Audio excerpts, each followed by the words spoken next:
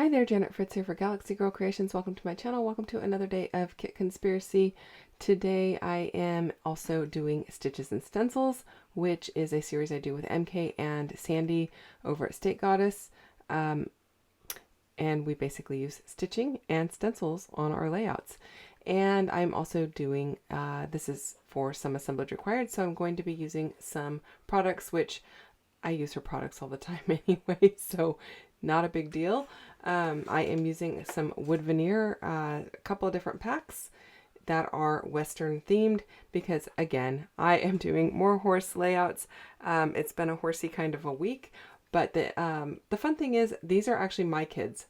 The photos I did earlier in the week were of me and my brother when we were little, and now I am doing a few photos from my children's childhood. My son is probably just preteen and my daughter is maybe just a teenager in these photos, like maybe she's, I don't know, 13. I don't have the date in front of me and I don't have the layout in front of me to tell you, but we used to own our own horses, and this is one of the horses that we owned. His name was Diamond, and I am going to go ahead and document this, but I'm kind of doing something a little bit different. I am using some white paint to lighten up this cream color paper because it's a little bit too yellow for my liking. So I'm just rolling it onto my brayer and going over the pieces that are going to show. I am definitely going to be using that floral paper on the right hand side, and I'm going to be using the plaid paper on the left hand side. And these papers are from the Midnight Garden collection from Photoplay. This is what we have been using all week long for Kit Conspiracy, which is where MK and I use the exact same kits for an entire week, and then we switch kits, and we do this for an entire month. So we have 4 kits. This week was Midnight Garden. And I just thought it was perfect for horse layouts. It would be perfect for a lot of different things, but I am purposefully doing the plaid on one side and the floral on the other because it's kind of a double page layout, although I'm going to do all of my son's photos on the plaid, which is more masculine, and all of my daughter's photos on the floral, which is more feminine. And then I am going to use a small piece of the plaid on the floral side and a small piece of the floral on the plaid side. And no, it's not going to be tucked under the middle there because the photos cover all of it. So I am going to just use the tearing guide from MK's shop. I don't think she has these in stock. They came, I think she's out of stock on them, to be honest with you. But they're pretty awesome. Because if you are someone who is a little bit leery of tearing your paper, they make a good guide for you, and you've got a couple of options there as well as to what kind of format you want them torn in, whether it's kind of like a wavy or a zigzag or whatever. So I have pulled off a couple of those pieces of paper and brought the floral all the way to the left hand side and the plaid to the right hand side. I'm going to stitch those on to the other papers, and my stitching is not going to be super bold or in your face because I end up using kind of like a goldish tan color. It's not really gold because it's not metallic, but it's more like the tan stripe that's in the plaid. And so it's not super easy to see on camera, but in person you can see it because it adds the texture, and I really like it. I really like the way that it ends up looking. Now, I know it doesn't look like I've used a stencil as of yet, but I will be getting to that in a bit. I'm just kind of figuring out what I want and where I want it before I do my stenciling, so I kind of make sure that I get the stenciling in the area that I want it in. I am inking everything up with a little bit of black soot distress ink just to give a little bit of pop to the edges of the papers, especially where they overlap. And then I am going to take this 12-inch, well, it's not really 12-inch, it's a border that is a little bit less than 12-inch because it has to fit on that sticker sheet. And I am going to tuck that underneath the plaid as well, just to kind of give another layer, and I really like how that looks. I'm going to do that. I cut it in half so that I can use half on the left side and half on the right side. And I am using this wooden horse head. It's the horse with the girl in it. It's got a silhouette of a girl's head inside the horse head. Hopefully that makes sense. I'm going to use that on my daughter's page because it's very feminine.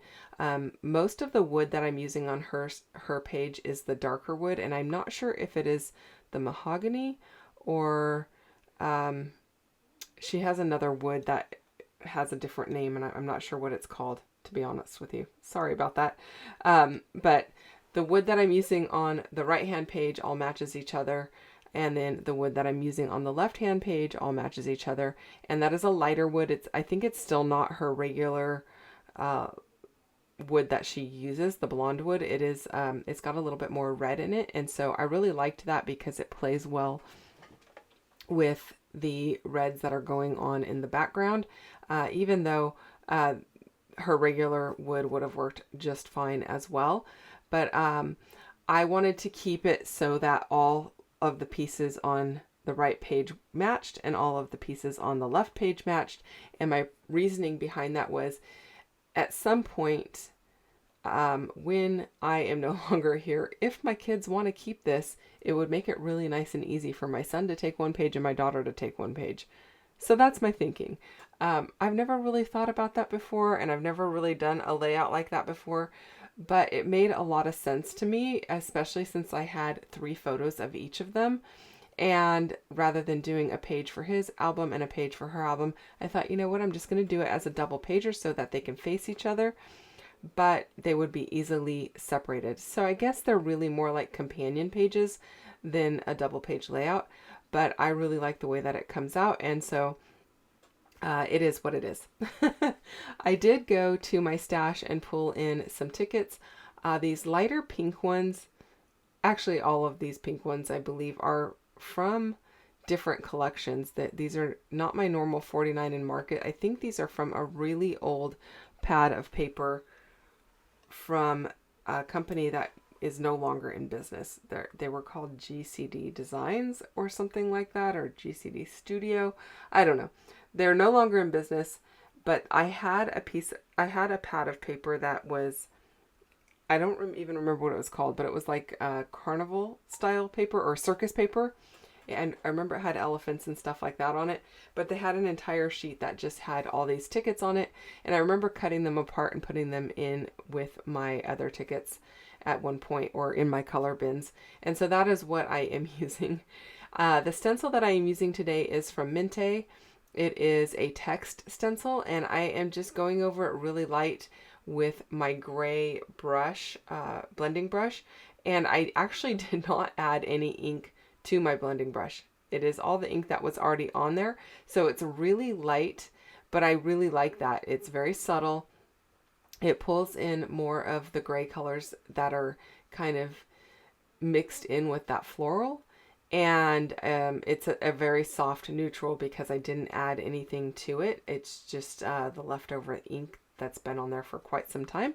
And then I'm going to do that on the left-hand page as well, so that they both get plenty of the stencil work on them, but it's not like in your face. It's just very, very much like a texture in the background, which makes me really happy. I actually wasn't really sure which stencil I was going to use. I actually had pulled out a plaid as well, but I thought that if I used a plaid, it would compete with the plaid that was already there. So I didn't go with the plaid for that reason. I thought the text worked really well. I think there might be a little bit of text writing hidden behind those florals very subtly. And so I thought that played really well. Now I have gone to my sewing machine, and I apologize you don't get to see my sewing on camera because I'm just not set up to record that. But I did 2 lines of stitching down that plaid paper on the right hand side.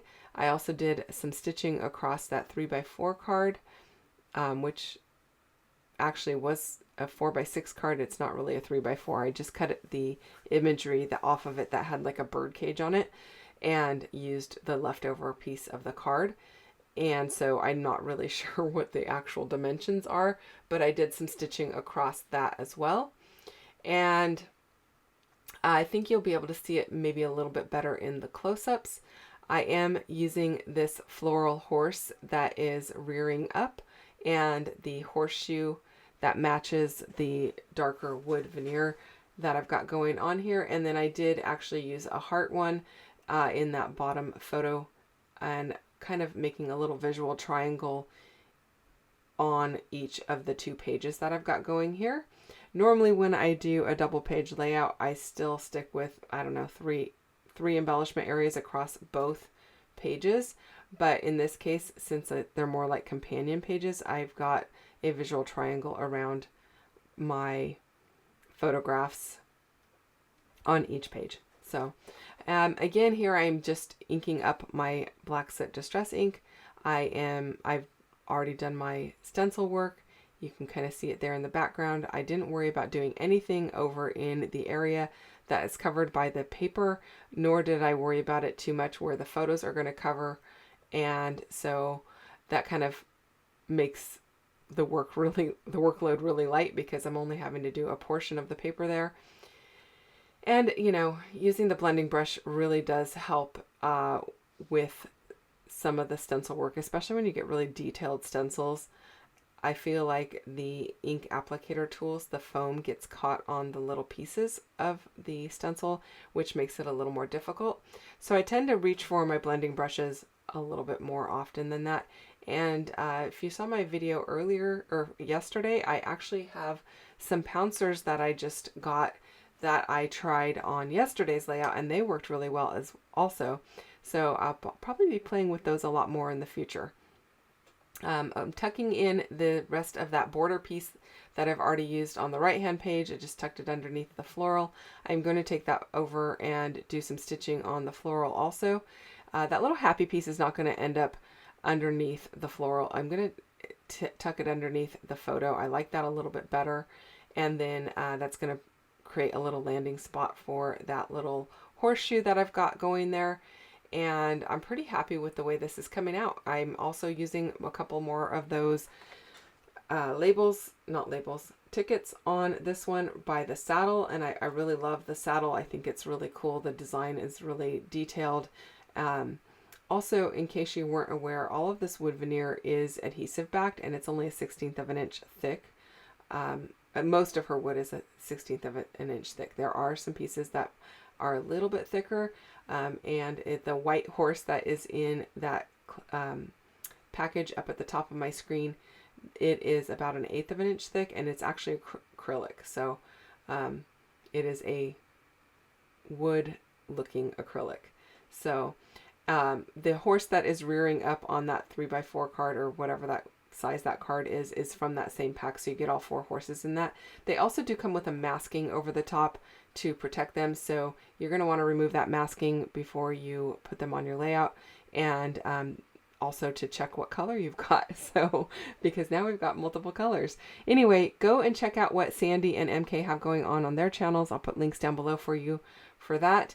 And obviously MK is doing Stitches and Stencils and Kit Conspiracy with me, so her layout is going to be probably using these same same items. I did wad up a little bit of thread there, and I tucked it underneath my some of my embellishment clusters there, and I really like how that looks. It kind of like plays on the lasso idea of a Western setup.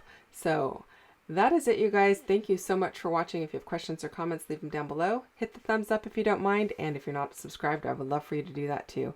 I'll see you guys again soon with another video. Bye-bye.